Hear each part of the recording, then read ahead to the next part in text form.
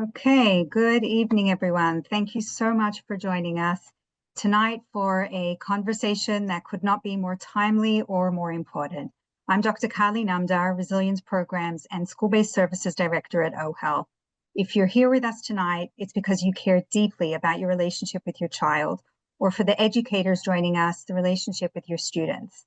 And maybe, like many of us, you've reached a point where communication with your teen or your preteen might feel a little different, or it seems different from the communication that you might have had with your own parents. Maybe this looks like one-word answers from your kids, eye rolls at times, or the walls that seem to have appeared overnight where we used to have open doors.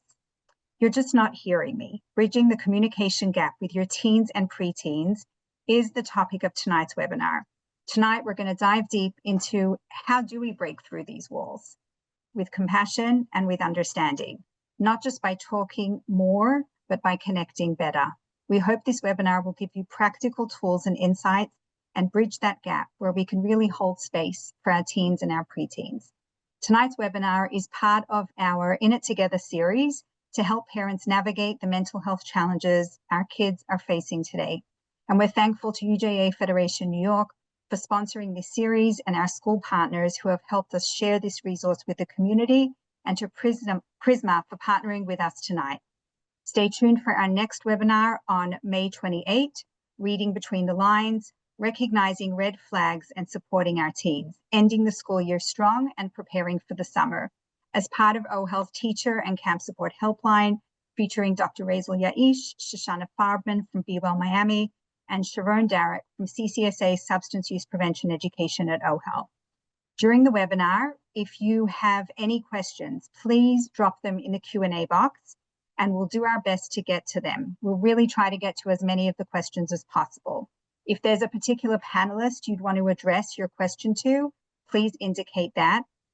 We also want to make sure that this webinar is helpful for all of our viewers. So when it comes to the Q&A, we kindly ask that your questions be kept general rather than focused on specific personal situations. So this will help us provide insights that can really benefit everyone on tonight's webinar. I want to just give a huge thank you to Adiva Pomerantz, our program manager, for all of her assistance in getting our webinars up and running, and as wonderful as they are. Just want to say a big thank you to Adiva. Okay, now let me introduce our speakers. Susan Caso really helps people find the feeling of connectedness that creates heartfelt interactions. She is the author of a new wonderful book, The Parent-Teen Connection, How to Build Lifelong Family Relationships, endorsed by the Children's Hospital of Colorado and the Crisis Text Line. She's a therapist and a speaker with over 20 years in clinical practice. She helps parents, teens, couples, and families create emotional safety to build stronger relationships. As a mom of 3 amazing humans, she knows it's all about being connected. Dr. Oshra Cohen is the founding director of Cognitive Behavioral Health Psychology, a private practice with offices in New York and New Jersey. And additionally, she is Prisma's program director of mental health and wellness. Dr. Cohen is a passionate advocate of mental health awareness and increased psychological well-being in our communities. Dr. Cohen lectures nationwide on topics related to education, psychology, and religion. Now, let's open up our panel. And let's reflect a little bit on what comes to mind for you, Dr. Oshra and Susan, when you hear the title of tonight's webinar. You're just not hearing me, Bridging the Communication Gap with Your Teens and Preteens. Maybe there's an anecdote, maybe there's a story that illustrates the challenge that you're seeing, on the ground. I guess we can start with Dr. Oshra, if you could shed light on this for us. Sure. Thank you so much for having me. It's wonderful to be here. So I have to say that the first thing that really comes to mind for me when I hear the title is just how many words we used in this title. And probably because we're adults and adults wrote this title. We all know that if our teens wrote this title, it might sound something like, okay, whatever, bridging the communication gap with your teens or preteens. Or maybe it would actually be all capital letters and say something like, I hate this family, you're the worst parents ever, bridging the communication gap. Or maybe really my all-time favorite would be an emoji of a blank look followed by silence. I don't know if there is such an emoji, but if there were to be one, that would be the preteen and teen emoji.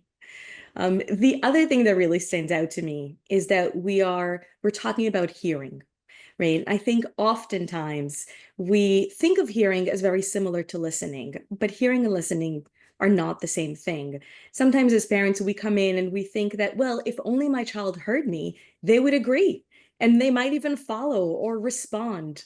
And that is a lovely thought and a very wishful thought, and yet not always an accurate thought. Something that I see in the office often, I play this game when I'm in my private practice where I'll have a parent and a teen sitting there, and it's called the speak listen game. I made it up. It's not an actual game, but you'll stay with me on this example, right? So the parent gets to one person, either the parent or the child, makes a statement, and the other person needs to write down what it was that they heard. So I have a parent in my office, and they say, I'm like, all right, you go ahead, you talk now. And the parent says, get off your device. And the child writes down what they heard. And what they heard is, I hate your friends. And then the child says, I'm going to my room. And the parent writes down, and what they heard is, I don't care about this family. I don't want to spend any time with you. And so what we hear and what we actually say are often very different things. And as we can imagine, that I think deeply, deeply impacts what forms of communication we end up engaging in. Susan? You are so funny. I just had to say that. And I bet your clients love you. What comes to mind for me in my experiencing working with teens and families, bridging that communication gap involves two key elements. And one is the relationship as a whole. If we want to improve our communication with our kids, we need to build strong and positive connection. And then the second piece of that is the mechanics of the communication, the nuts and bolts. And so if you could think of it as that connection is like the foundation or the pillars on the bridge, and then the mechanics is the road that goes across that you meet your child with. And so you need both the connection and the communication working together when you're communicating with your kids. And, I like to always think back a little bit to like when our kids were smaller, like even like when they were infants, right? And we did something that was called a serve return. It was a volley, and our infant served up a need, they cried, and the parent responded. And it was very labor intensive. We would feed, we would rock, we'd cuddle, we'd change a diaper. And so that's that serve return volley between infant and child. We still can volley with our kids. It just looks a lot different now. It's less labor intensive, and it's more about being emotionally present and having a positive connection with our kids. And in the parent-teen connection, I use the word connectedness. And that's that feeling of emotional closeness where we feel like we matter. There's an internal warmth and responsiveness in the relationship that feels safe and reassuring. And kids know that they're accepted and that they matter. And there's a deep sense of belonging. And we talk a lot about belonging at school or in community or in the workplace, but we really don't talk about belonging at home. And really, that's the most important place for our kids to feel like they belong. And we just can't assume that they belong. It's really important for us to check in with them if they have that sense of belonging. And one mindset I give parents to help cultivate belonging and that closeness is what I call the mom-dad versus the parent role. And I'll explain what that is in a second. But I came up with this when, for years I've been asking teenagers, what percent of interaction do you perceive as positive with your parent? And most say around 30%. And when I ask them what makes up that 30%, they describe interactions like, we cuddled on the couch and watched a movie, or we went for a bike ride, or we cooked, or we listened to music. All of those times where you're actually cultivating the relationship. And I term that the mom-dad role. And so then I ask teenagers, well, what makes up that other 70% that you perceive as negative? And they talk about all the interactions that begin with, have you, when are you going to, and you need to. And that's what I term as the parent role. And of course, we as parents have to do those things. We have to keep our kids on track. But if we spend the majority of the time in the parent role, we're not cultivating the relationship and that connection. And so, again, we need the connection and we need the mechanics of communicating. And the mechanics of communicating is listening to understand your child. You know, when you enter interaction with your child and you really come with that mindset of, I'm going to listen to understand, things can go differently. And then, of course, validating and empathizing with your child's position, and then owning and repairing, you know, when there's a conflict or when feelings get hurt. Those are the mechanics. But it also is this place that if we can do that piece, it can be comforting and reassuring and co-regulating for the kid as well.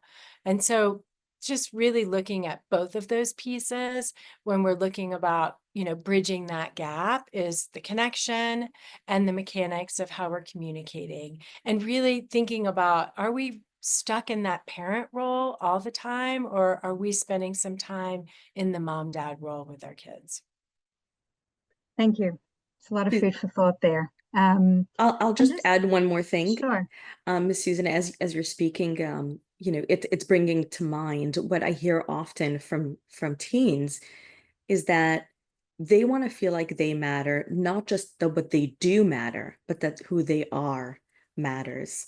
And part of communication, and I'm sure we'll talk about this much more extensively later, part of communication is really getting to know the other person. Sometimes we assume we already know our kids, um, but it is a process of getting to know them throughout the lifespan, and especially during adolescence. So I'm sure we'll get to it more, but it sort of very much resonated what you were just saying. Thank you. Thank you. Okay, Susan, we see your book behind you, right? The Parenting Connection, How to Build Lifelong Family Relationships. What led you to write this book?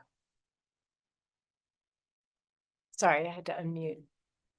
Well, I've been a parent for, 26 years now. My oldest is 26, then I have 22, and then I have a 12-year-old.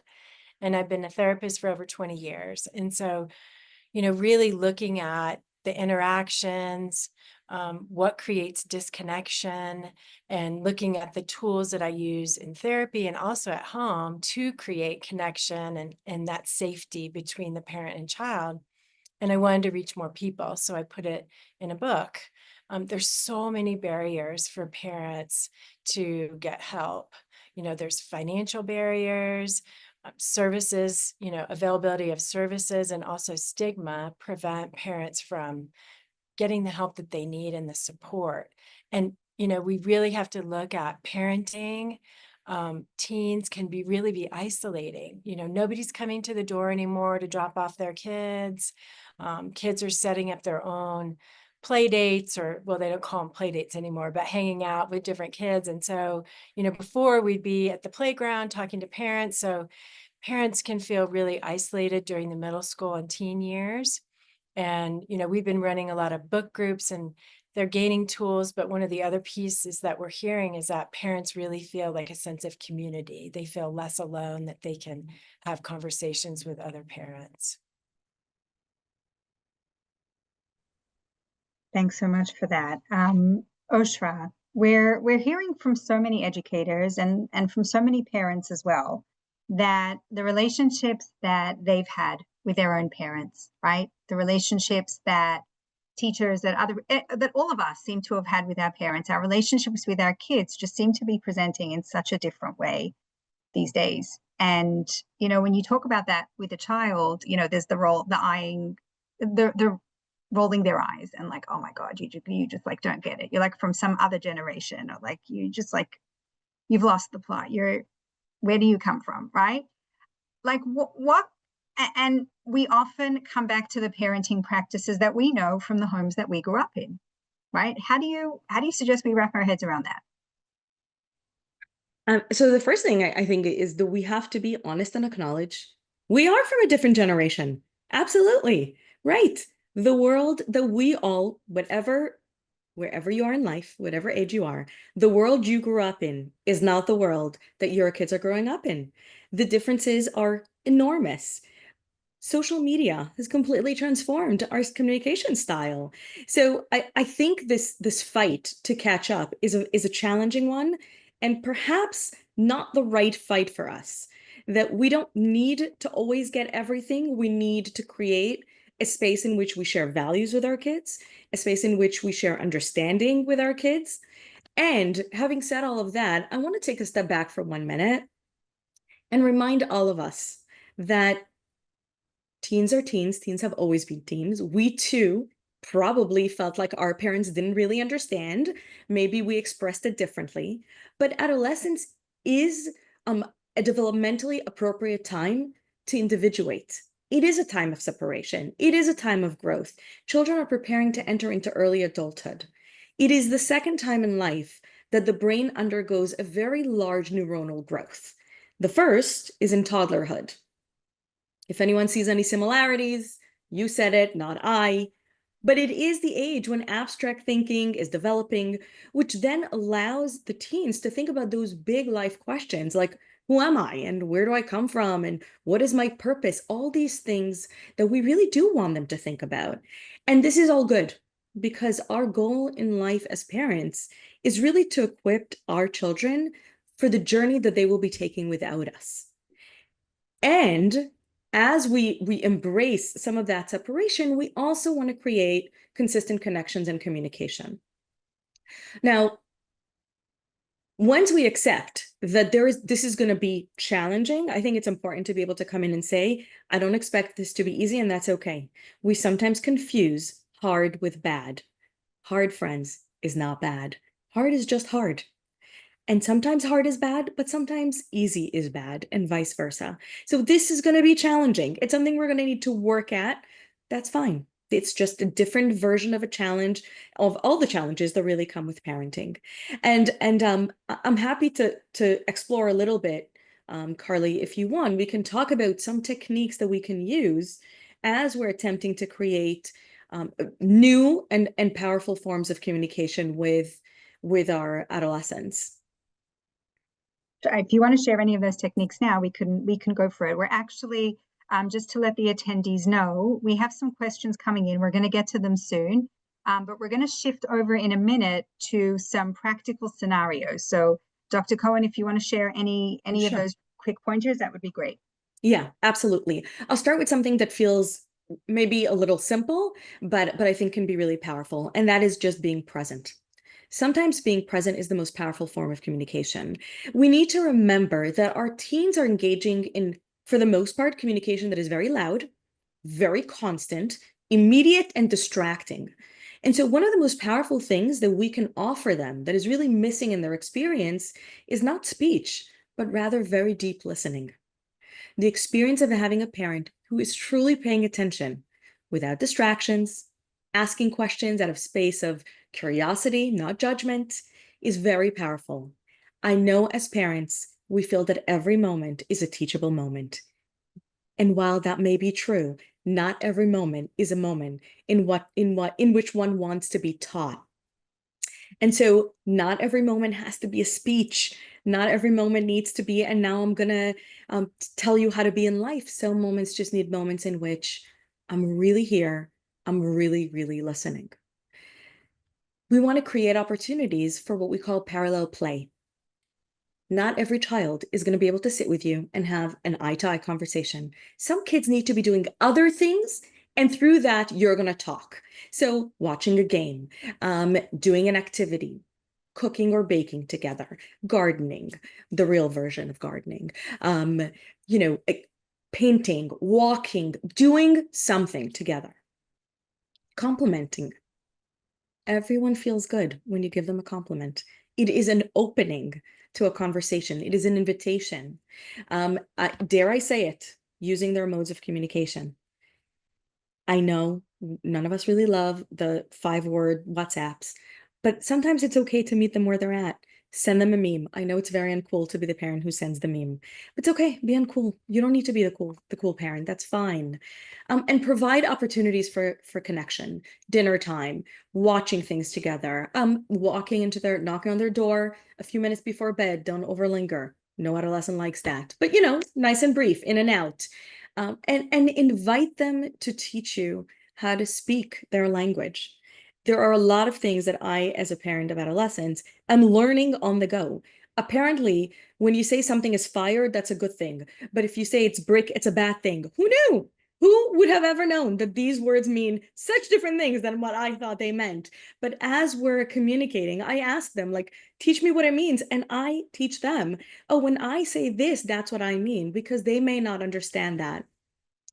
And I will end with this, and I know we're going to get into much more concrete examples, but I sometimes like to think of communication with teens as like rain. You don't want to have a monsoon, okay? You don't need this to be a flood of words falling upon them, and you also don't want it to be the desert where there is nothing transpiring between you. Soft words that come and go as needed can be really nourishing. Thank you so much for that. I know just on that point, I think also the idea of not flooding a child. Like, I think one of the things that, I have children also of different ages that children really, really appreciate is when you remember something that you started with them a day or two before and you pick it back up.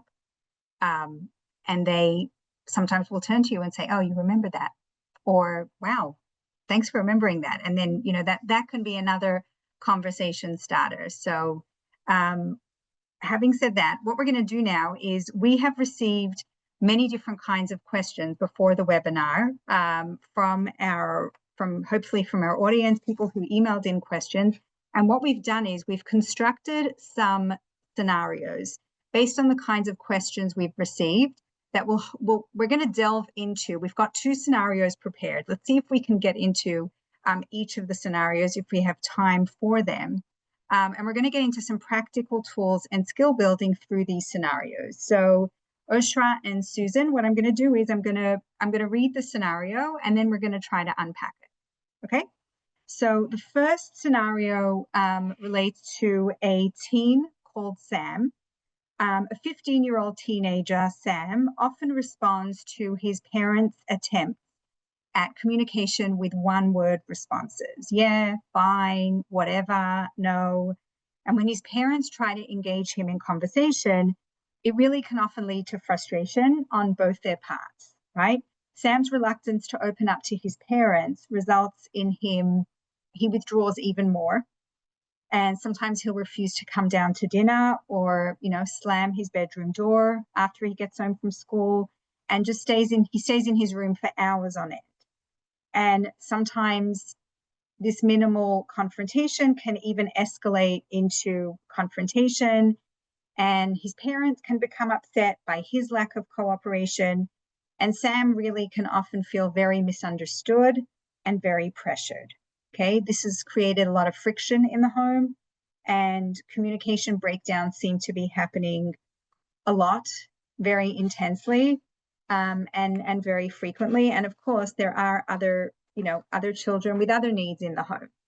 So, Susan, I'm going to ask, what's your reaction to a scenario like this? Well, my mind first goes to, what's happening maybe in the relationship with him and his parents. What's that cycle of interaction? Is it all business? Is it all parent role? Like, what is that child thinking is going to happen when he opens the door to his bedroom? What does he think he's going to be met with? And so I think that that's really important. Again, back to connection. What are they talking about, at home? Is he thinking they're going to ask me, did I do my homework? Did I do my chores? What is he thinking, and why he's not opening the door? The other thing that kind of comes to my mind is, it's really hard for parents to compete with screens. And so are there screens behind that door? Does he have an Xbox? Is he on the phone? Are the parents, are there boundaries with technology? Because if a child has a choice of playing Xbox with his friends versus talking to his parent about homework, what do you think he's going to choose? Right? And so that is a huge piece in really understanding what might be happening. My mind also goes to, is there any underlying issues going on? Is he not doing well socially in his social group? Is he having difficulty? Is he having difficulty at school? Is he down? Is there a real mental health issue? Those are some other things really to think about. And really, having that conversation to where the kid doesn't feel like he's in trouble, but really it's like finding out, I'm curious, I want to understand. If it's about me, tell me. If you don't want to come out of your room because of something that's happening in our relationship, please just tell me. And I'll listen, and I won't get defensive, and you won't get in trouble if you say something that you don't think I want to hear. So all of those things are really important. I think that other piece is there a daily point of connection? Every family, all teens, they need to have a daily point of connection with their kids. We're losing time at the dinner table. Families are not having time together every night, eating dinner together, which is really a protective factor. We're so busy. Parents are stressed out with work. The demands for extracurricular activities is ridiculous. When my daughter was 15, a decade ago, she was, playing competitive soccer, and she practiced probably an hour and a half, 3 to 4 times a week. Now it's pretty much double. And so there's so much demand on just something that was supposed to be fun for these kids. Then we have to look at the academics, and, a 4.0 is great. Not anymore. It's a 4.5. Plus you have to have a resume by the time you're 15, 16. And so we're asking so much of these kids. They're under a lot of stress. And so a parent knocking on the door saying, have you done your homework? Have you done your chores? Might not actually be what the kiddo needs, in those moments. Yeah, Dr. Cohen, do you? No, I think that's a really powerful point. This question of the demands that are being placed on kids, demands that are being placed on parents, and these are important things to think about. I want to take a moment and just acknowledge how painful a situation like this is, both for the parent and for the teen, right? Everyone here is hurting. The parents are hurting, and Sam is also hurting. And sometimes I think in the moment, as this argument is unfolding, we forget that there is pain here on everybody's side. We know the research is very clear that while kids will look as if the most important relationships in their lives at this time are their peers, really they report over and over again that the most important relationships in their lives are actually with their parents. So when the relationship is not going well, that is painful to both the child and the parent. And I think sometimes parents feel like failures when these things come up. They feel like all the work they've done until now has really been for naught. Where did this relationship go? And I want to remind us that relationships have ebbs and flows, and that sometimes we feel very close and sometimes there is distance, and to not get lost in the moment. The life is big and broad, and we can do more, and we can do better when we know how to do better. I also want to point one other thing out. I think sometimes when kids start to withdraw, parents feel like they need to push even harder, right? Because I'm not reaching you, so let me take another step forward. Withdrawing, shutting down is another form of expression of emotional dysregulation. It means your kid is really overwhelmed in this moment. So they could scream or they can pull back, but it's really coming often from the same space. And for parents to understand, as hard as it is, I know I'm going to say the hardest thing in the world, but in that moment, when your kid is not responding or is responding aggressively, the best thing for us to do in the moment, and I'm saying it knowing how difficult it is is to pause, take a break, and then circle back. Because both of us being dysregulated in this moment is not going to yield a positive result. So you want to, as much as we can, to say, all right, this is not the moment for this conversation. Why don't we both take a breather? I'm going to walk away. You're going to walk away, and then come back, circle back. The coming back is equally as important as the taking a break. I want to say also the part about that you just mentioned, the idea of both of us taking a pause and doing it together, like that co-regulating relationship with the child, where, you know, the parent meets the child where they're at and said, like, let's do this together, right? Even though they may be at odds or whatever might be going on, let's each take a break. And just pausing and then meeting them where they're at has so much power just in and of itself. We have a question that's just come in, and it relates a lot to this scenario. How can we help our teens limit screen time? What if Sam, like Susan said, is, you know, locked away in his bedroom, and it is more appealing for him to be behind a screen or on his phone, or it could be, you know, another child, you know, it doesn't have to be a Sam. The allure of the digital world, right? Kids can be whoever they want to be on their phones. You know, I recently heard that a lot of kids are reaching out to AI to ask for help in solving their problems rather than turning to a trusted adult, because they're not going to get the questioning. They're not going to get, you know, a lot of the reactions they're worried about getting. But like, how do we limit screen time, and what can we do to make sure that, or is there anything we can do to help ensure that our kids are actually turning to us when they need us? I mean, you make such a great point, and I do hear this a lot, that parents are sad. They're sad that their kids aren't coming to them to ask them questions about how do I shave my legs, or how do I do anything, right? Or I'm in a pickle with my friend and I don't know how to handle it. And they are Googling it or asking AI. And that again is why that relationship is so important, to cultivate that relationship, to stay in that mom dad role where it is you know, you're experiencing joy together. And so we have to give our kids alternatives that are appealing to them. And that means that we have to, you know, have fun with them. And it doesn't have to always be about business, about the school and the chores and all of that. And so in creating those times and moments, and it means, you know, maybe it's something that the parent doesn't want to do, but the kid wants to do, and really finding those moments for connection. Or like we were talking about before, creating a sense of belonging, and even these small bits of connection, these times of greetings, instead of when they walk in the door, instead of saying, do you have homework? Or how was your day? It could just be simply, my gosh, I'm so happy to see you. It's so nice to see you. I missed you today. Things like that are these times, these moments of connection that makes a kid know they matter, that you're interested, that not only do you love them, because kids know their parents love them, but that you like them as a parent. It's so important.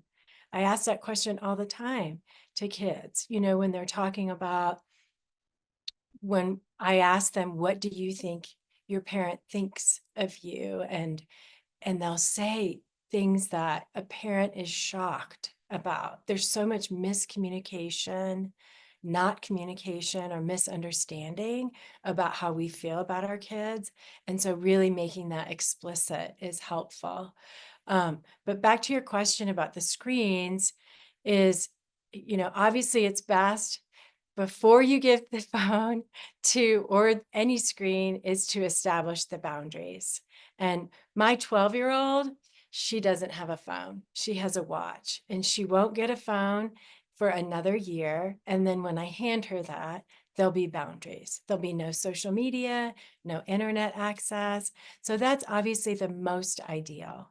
And so usually it's about, you know, kids know they're on their screens too much. You actually don't have to tell them. They know that. They just don't know how to not do it.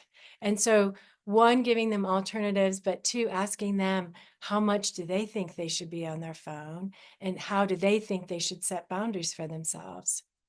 I think it's really an easy way to where you're kind of working together to do that, to cut down on screen time. And then the last piece of all that is parents have to do the same. Because kids, that word hypocrite is used a lot in my office when it comes to screen time. Well, dad, mom, they're on a screen. So we all have to put the phone down, have dinner, put the phone down, do an activity together, what have you. I was just going to say, our kids are the first ones to point us out, like, and shine a light, and let us know where we're falling short. So yeah, absolutely. So we have another question that came in, and the question is strategies for diffusing a heated discussion, right? It obviously should not get to this, but it could be a situation like Sam or a different situation. But what are some things that parents can do to reduce conflict and move towards some kind of a discussion on I don't know if we want to call it even terms, but good terms? What would you suggest? Well, what I would not suggest, I know that wasn't the question, but I'm going to start off there. What I would not suggest is saying something like, you should calm down.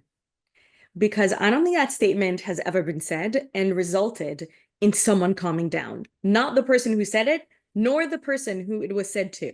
So I would suggest not doing that. Let's start with the not.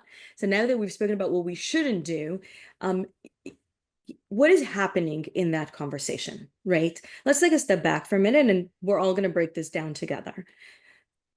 You and I are coming to a conversation and we're both trying to present our perspectives and we're both coming in with our feelings.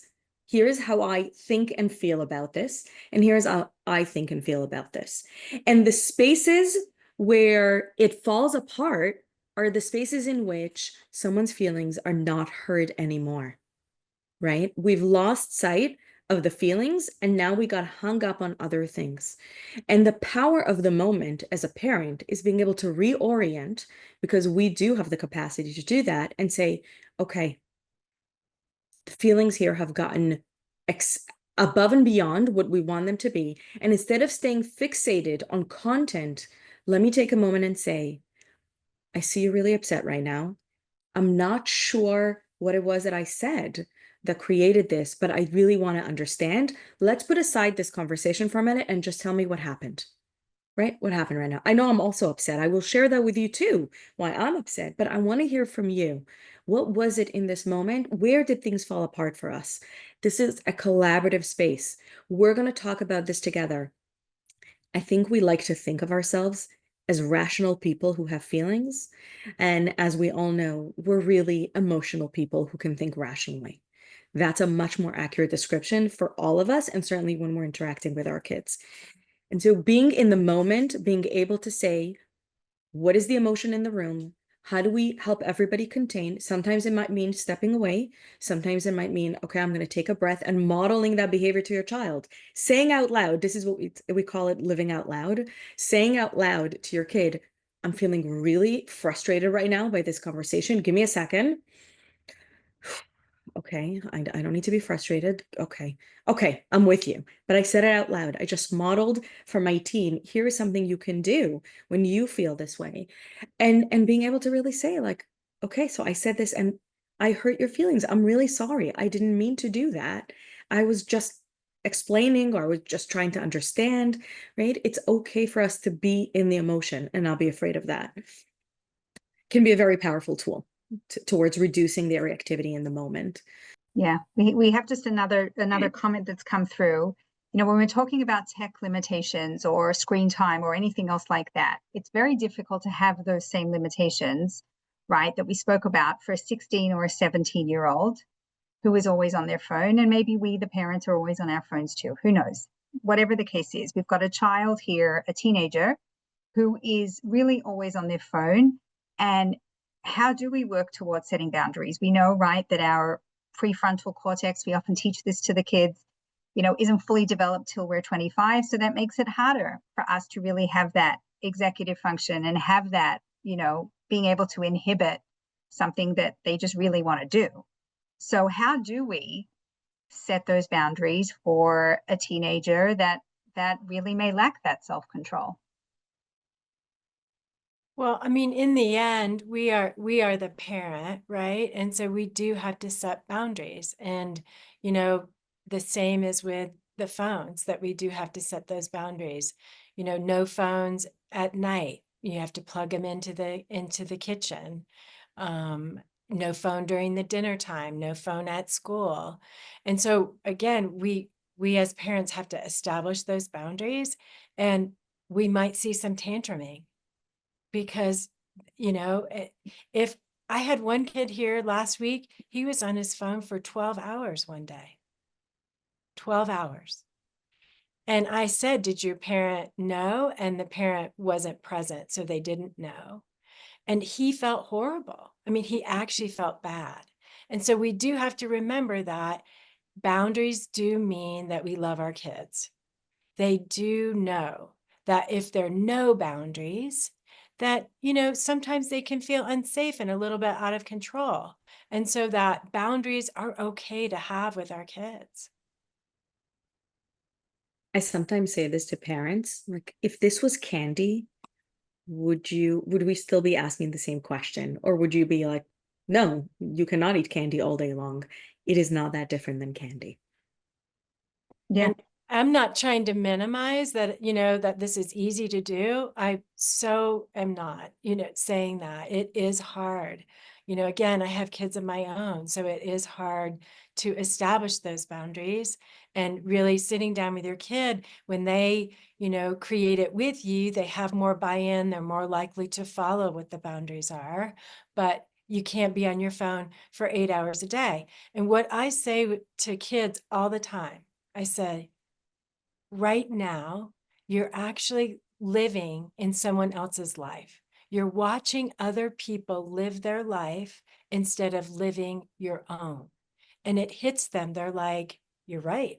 I'm just sitting here scrolling, watching other people do stuff. And so going and living your own life, going and doing things, and they will feel better when they do that. And it can be an addiction. We have to look at it that way, a digital addiction, and really consider that. And if the kid needs extra help. Yeah. And it could also be just very challenging when their peers are all doing the same thing, and they're often trying to keep up on the social media streaks or whatever, whatever other people are up to. I want to move on to our next scenario, but we've got one more question that's coming in. Thank you to our incredible audience. If you do have questions, we love to answer you live. So put your questions in the Q&A box, and we're trying to get to all of them. And the questions tonight are great. Okay.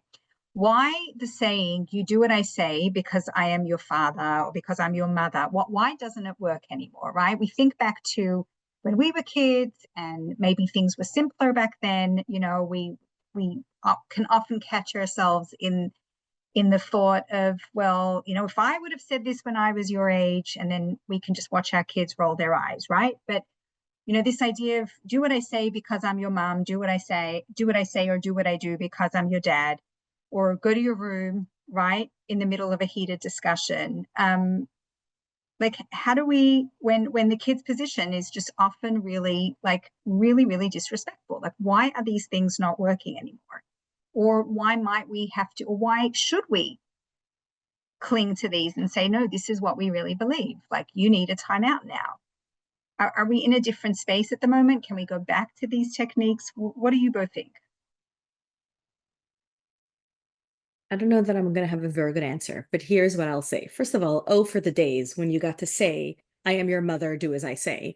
I don't know that I've experienced those days. I will say this. If it worked, we would do it. It doesn't work. Why it doesn't work, I can only hypothesize. We do live in a world in which it used to be that your parents knew a lot more than you.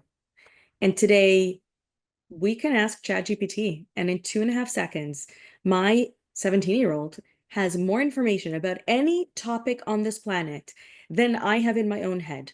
And that's a fact, right? The information that our kids have, the speed at which they can obtain it is very different than what it used to be. They're not going to a library and looking at an encyclopedia in order to learn anything. They can have that information in 2.5 seconds. So why does it not work anymore? We do live in a different world, and perhaps, it would be better if it did work. But I think at the end of the day, this is less about what we wish would work and much more about relationships. Will this statement, because that's really the bottom line, will a statement like this help or hinder your relationship with your child? At the end of the day, that's what keeps the child going. That's what keeps us as parents going, is the relationship. So in evaluating in the moment what it is that I want to say to my kid, and maybe the right answer in that moment is they do need a break and they do need to go to their room. And maybe there is a better and a worse way of saying that in a way that's going to sustain the relationship. There's a difference between saying, go to your room, to saying, I can see that right now you and I are not going to connect in this moment. We're both feeling very high emotions. Why don't you go to your room, think about it a little bit. I'm also going to do some thinking and we'll come back. That might maintain the relationship better.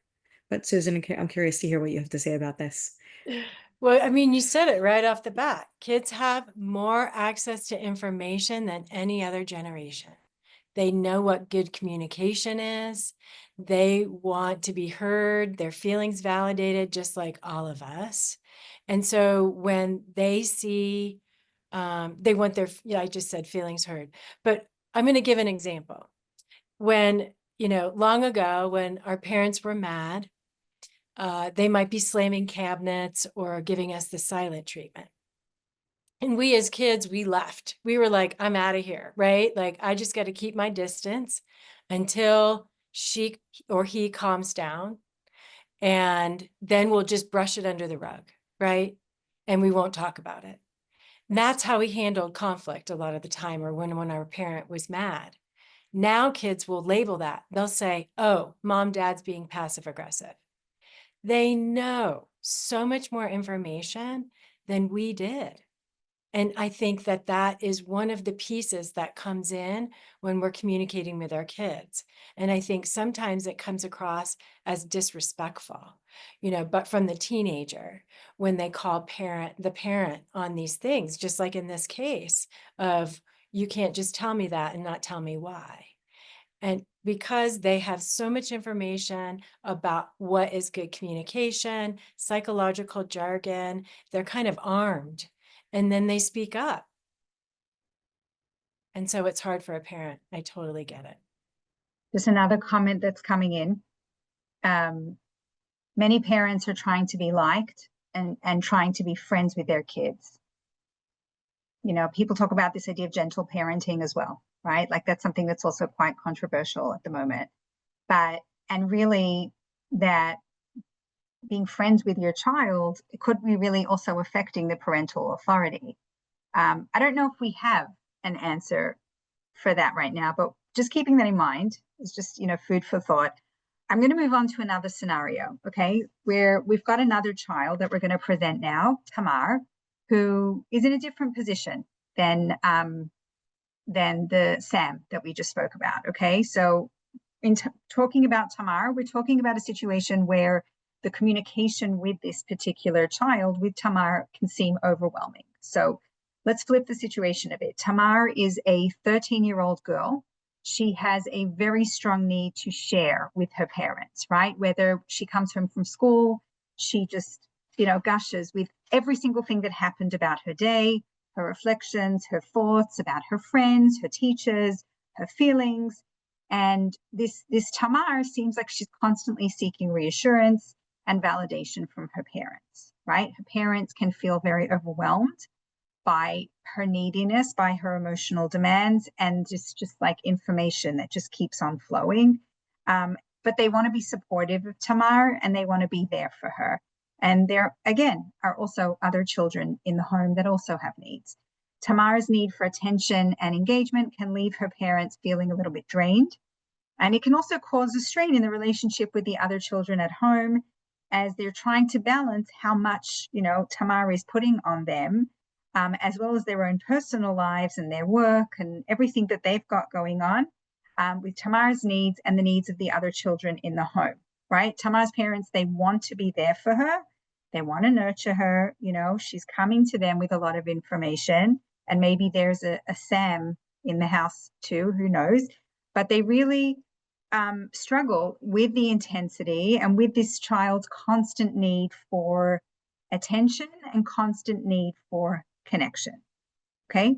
So Susan and Oshra, what are your thoughts on, a child like this? Well, this is a very common scenario in my office. Parents will bring their kid in and say, she needs coping skills. And I think it's not about every little thing that she's upset about or that she wants to share. It's really what's underlying all of that.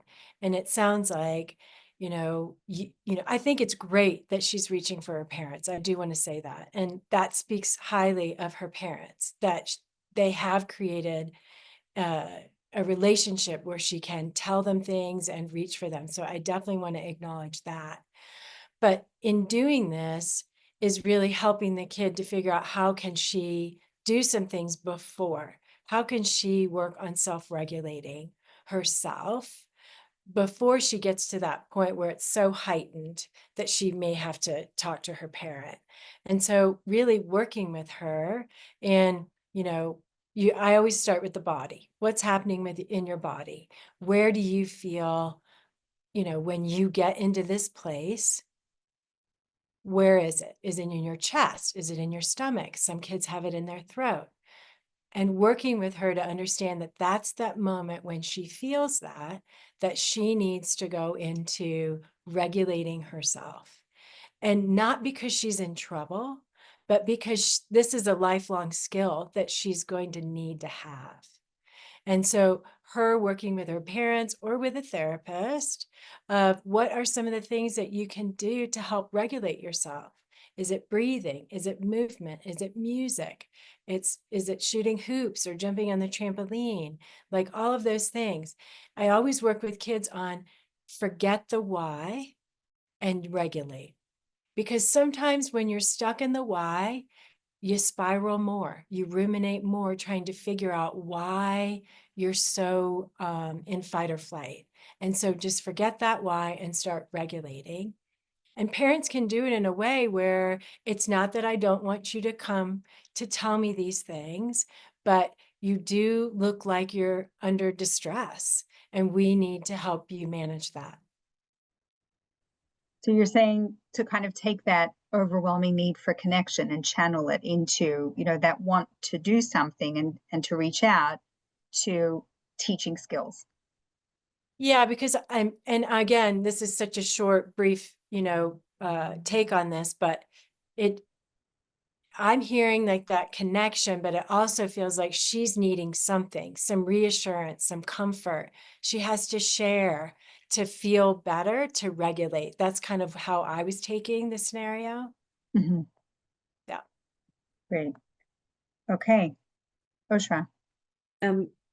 I think I very much agree with everything Susan just said. I would also add that on the practical level, I think it's also okay for parents to say, here are the times that I can be there and listen, and here are the times that are not going to work for us, right? Setting clear boundaries and being explicit about the boundaries so that it's okay for the parents to say to Tamar, hey, Tamar, you know what? When I'm making dinner, I really need to focus on how I'm cutting the chicken. And that is not, when I'm holding a sharp knife, it's probably not the best time for me to hear the whole story of what happened today with every single detail. Or when your brother walks into the house and he's all over the place and I need to contain him, that is not the best time for us to have this conversation. Why don't we speak after dinner? Why don't we speak when you first come home, right? Creating clarity. This is a space, and Susan said this before, creating boundaries as parents is really important, right? That's that parental authority that we all talk about. No one is talking about relinquishing that. It's about clarifying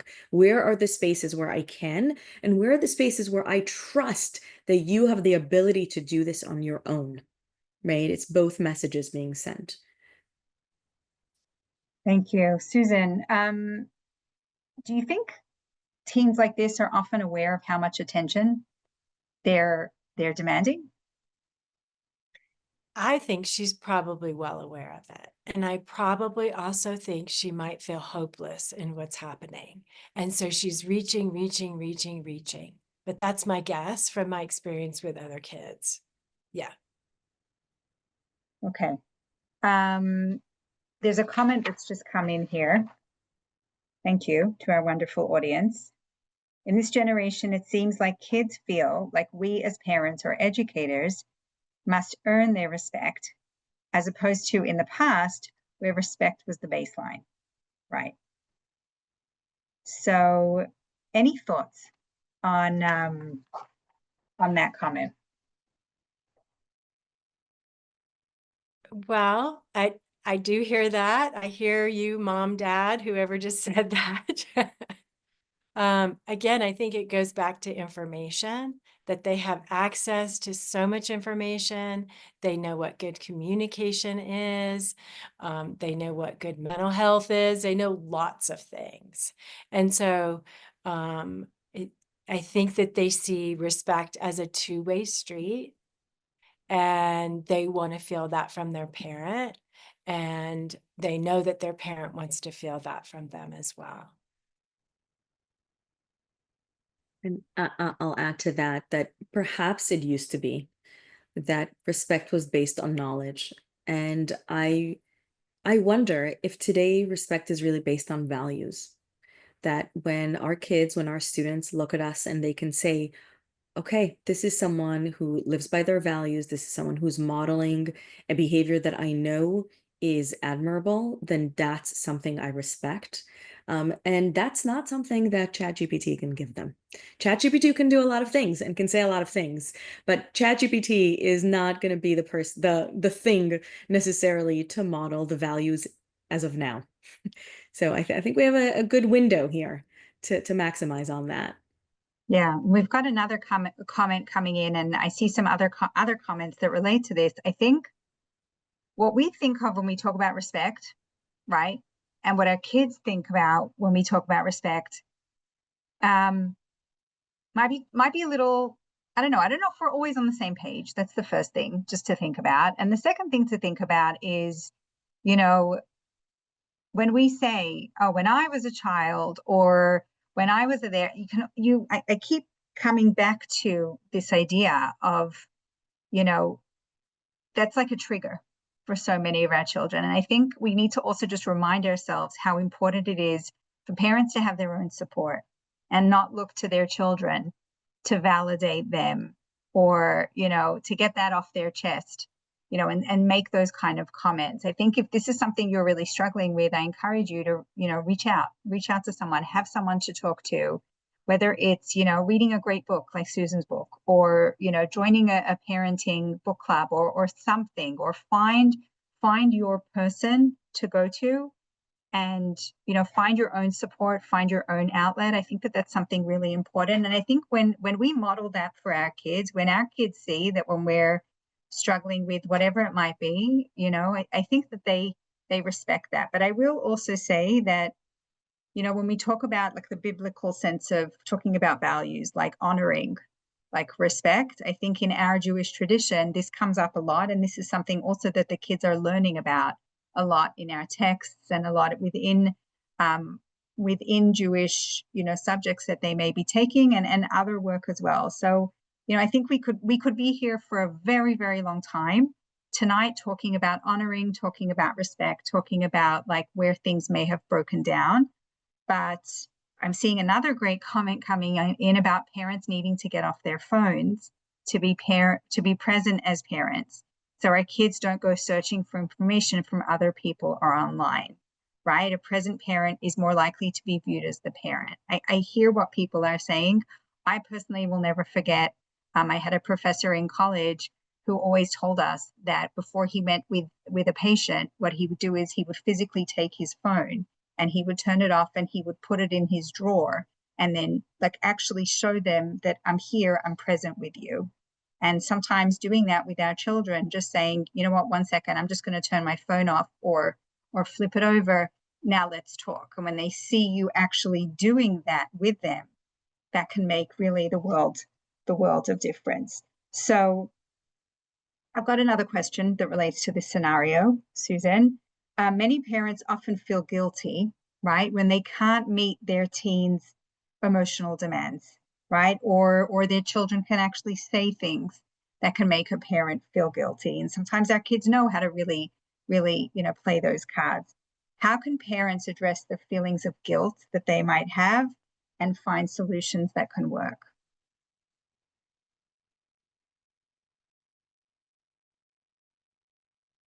Sorry about that. I hit the wrong button. You know, I think it's just so important to know that you do not have to be a perfect parent and that there's really no such thing as a perfect parent. And again, building that relationship is the most important thing with your child. You know, we do have guilt sometimes as parents. I look back at, you know, some things I did maybe with my oldest that now I know better and I wouldn't do it again, right? But I have to understand that at that time, I was doing the best I could with the information that I had, and not to like beating myself up right now actually won't help me or my current parenting. Yeah. And I think that other piece of when you have that strong connection with your kid, they know your intention. They know that you are trying to do the best that you can in your role as their mom and dad and as their parent. And so when that connection is there and they know what that intention is, things go a little bit different.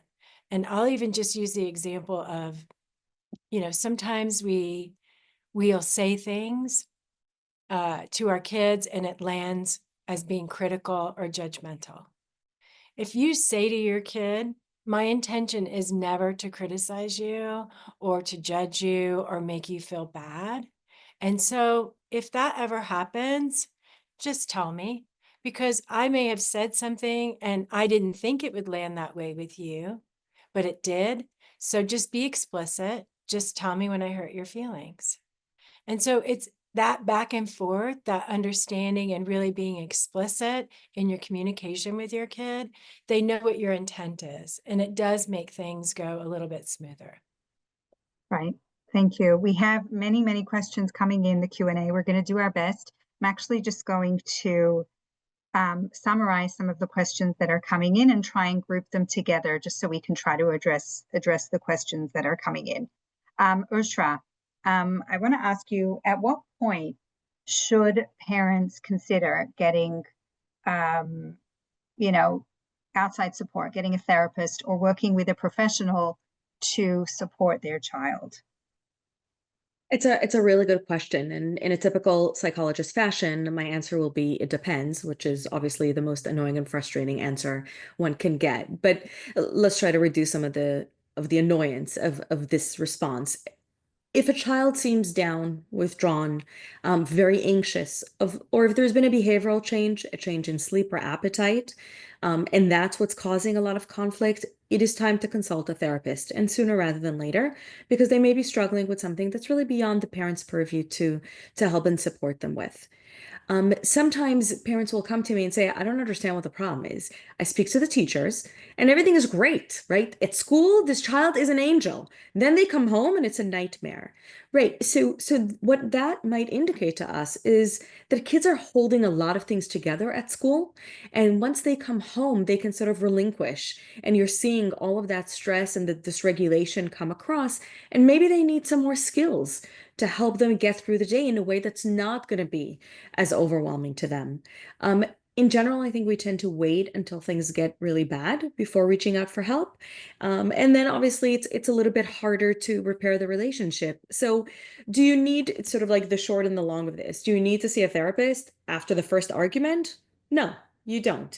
You need to try to repair, you need to try to talk, you need to create modes of communication as we've discussed. But obviously, if you get to a point where you're worried for your child, you feel like you don't have the tools you need to make the situation better, then yes, there are people there that that are trained to help you, and seek them and find them. I just want to add one more layer to the question, if that's okay. Sure. This is just a question that's coming in. What if we know that our child needs help, but our child is really resistant to talking to someone? What do you recommend? Right. So that's very common. This comes up all the time. And I get this question all the time from parents. Obviously, past a certain age, a child has to be a willing participant in the process. And then I would say we shift goals. Then the goal is really about helping them see and helping them ask the question of, are things the way I want them to be right now? Are things unfolding in the way I want them to? Is this working for me? What do I need to make it better? Who are the people who might help me make it better? This is not a time to get angry at them. When kids know better, they do better, right? And it's not to throw out the statement of, well, just go talk to someone or just go to the therapist I told you about is obviously not going to be effective in that moment, but creating a space in which we talk through it. Why don't you want to go? What about it is difficult? And it is awkward. It is really hard to go and talk to a stranger and open up. I always say that the hardest thing in therapy is that first session when you walk into an office and you don't know this person and they ask you a lot of really personal questions, and that's not easy. So we can acknowledge that. We can help them build capacity so they can do this. I want to add to that. That is, such great information. I think the other piece of all this is sometimes the kids are the identified patient, and that can be really, really hard. And so, we have to look at the family system and that, what else is happening. And so, a lot of times when a kid doesn't want to go, I'll suggest to a parent that you agree to go. You do family therapy. And then on top of that, I'll say, just come in for 15 minutes. They can meet me, they can have a conversation with me, get to know me a little bit, see my office, get the lay of the land. And a lot of times, what I'll say to a kiddo, I'll say, give me a shot. Give me 3 sessions. Give me 3 hours of your time. And what is that out of the whole your whole life? Give me 3 hours and give me a shot. And if you don't see things improving or the potential for things to improve, then you don't have to come back. But why not give me a shot? And that usually works. Wow, it's wonderful. Just a question here. How do we manage a situation where the mother might have a different view than the father or vice versa on how to respond in a conflict with an adolescent?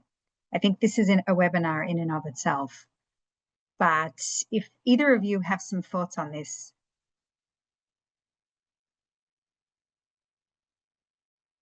So this is a very common scenario, and I do write about it in my book, where the parents don't agree. And, it might be the parents that have to go get some help, whether that, if they don't want to go to counseling, maybe they go to some parent coaching or something like that. But when the parents don't agree, we have to think about that it just trickles down to the kid and actually makes things more difficult for the kid. And then the kid will also end up, if they know the parents are disagreeing, then the kid might do what we call splitting. And I'm just going to go to this parent for that and this parent for that. And so it actually will create more problems down the road for the relationships that would between the parent and the kid if the parents can't come to an agreement, a compromise, that kind of thing. And so I don't know what the scenario is, so I can't really say, oh, try this or that, but just saying how important it is for the parents to agree on parenting and, doing the work of going and getting some help to come to an agreement. Right. Thanks for that. Just one last question, and then we're going to start to wrap up. What do you do to motivate a child to spend time with you? How do we do that? Can we do that? Right? Is it, I don't want to call it selfish, but we really want to spend time with our kids. And, as our kids, individuate, like you, Oshra, were saying, it's only natural for them to want to spend time with their peers. But what if we really want to spend time with our kids? They want to be on their phones. They want to be on their computer instead. What would you recommend? I would start off by being honest about that and saying it, right? Like if we want to be with someone, we should tell them, I really love spending time with you. This was really fun. or I love hearing about what your day is like, and I look forward to it. I will tell my kids that at the end of the day, I love my job and I love what I do. And my favorite time of day is when we sit down and they tell me about the random things that happen to them during the day, and that's my joy. And so I will share it with them. And I do think that in addition to that, it's important to sometimes meet them where they're at. If you have a kid who loves playing video games, listen, I'm terrible at it and I can't do it. And I'll be honest that the whole thing makes me kind of nauseous and dizzy when I'm doing it, but I will sit there and I will press all the buttons and get it all wrong, but I will do it because that's the space that they're in and I'm going to meet them where they're at. And sometimes I will say to them, you know what, we sort of like, we've been playing a lot of video games, but I really like, I know, I really like the botanical gardens. Can we go? Like, will you come with me for 35 minutes and walk through and look at flowers, even though you think it's really boring? And usually, I think kids will be willing, when we meet them where they're at, they will meet us where we're at as well. And that reciprocity creates a very strong bond. Okay. All right. I totally hear that. I think, as much as they may make out like, they want to be spending time with their friends and doing all kinds of other things, just the fact that they know that we're thinking of them and we want to spend that time with them, and just verbalizing it, saying it, taking them out for a coffee, taking them out for lunch, or really just, going on that Sephora trip with them, because, and having them pick stuff out for you there, or whatever it might be, or, doing the stuff that they're into, just can make all the world of difference. Okay. We are so grateful to this incredible audience. This is probably one of the very many question and answer kind of things that have been coming in from our audience. So thank you so much, everybody, for really participating and really sharing with us what your questions are. Let's just end with just a rapid fire question for Susan, for Oshra.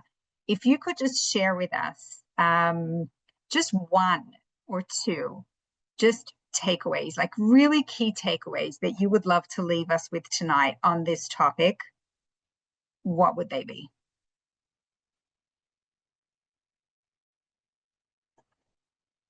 I mean, again, it just comes back to that connection, spending time with your kids, experiencing joy, letting them know how much you care about them and that you do like them and who they are, that they are accepted by you. We have to remember that even though they're teenagers and they're individuating, parents are still the primary influence in their kids' lives. They really are. It may not seem like it sometimes because they choose their friends over us, which they're supposed to be doing. They're supposed to be finding their people, that we still are their primary attachment figure and the primary influence in their lives, and to be patient. Yeah. I would add to that communication is not just about speaking. It's also really about listening attentively and deeply and striving to understand and not just be understood. And I think the final point I would make here is that parenting is a lifetime project. We do the best we can at this moment, and when we know better, we do better. So whatever argument or silence you encounter today, tomorrow's a new day. We try again. Thank you so much. I think I would say that, something that's really struck me tonight is really this idea that we're really, feeling creatures that think more than we're thinking creatures that feel, right? Like it's really, we're parents, right? We're all here tonight. We feel things in our heart, we feel things in our gut. Susan, you were talking about like noticing where in our bodies are we feeling it, and often the feelings, that's what comes first, and just containing that and really nurturing that balance for ourselves, for our kids, is something really, really key here. Really giving ourselves permission to pause when we need to, reach out for support, reach out and help your children access that support if they need it to, are really some key ideas. I want to thank everybody here tonight for joining us. You're welcome to come to our May 28th webinar. We'll be sending you an email soon with a survey to complete, really just to give us feedback on how we can support you more. Please respond to our survey. We'll send out the link to the webinar as well. And we really want to thank you so much for everybody for joining tonight. Thank our incredible panelists, and wishing everybody a safe and a healthy summer. And thank you everyone for joining.